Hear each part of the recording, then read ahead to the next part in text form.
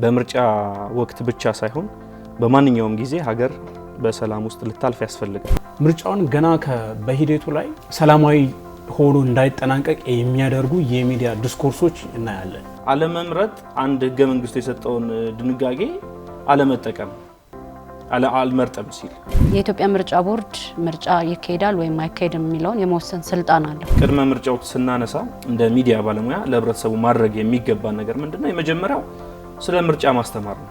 በፖለቲካ ፓርቲዎች መካከልም እንደዚሁ ሰላማዊ የሆነ የፉክክር አውድ እንዲኖር መፍጠር መቻል አለበት። ሚዲያ ይህንን መድረክ በሚገባ ማመቻቸት አለበት። ምርጫው ሰላማዊ እንዳይሆን ወይም ደግሞ ውጤቱ ላይ ከዛ ከውጤቱ በኋላም ደግሞ ሰላማዊ ሆኖ ውጤታማ እንዳይሆን ሊያደርግ የሚችል ነገር ሊከሰት ይችላል። የምርጫ አዋጁ አይፈቅድም።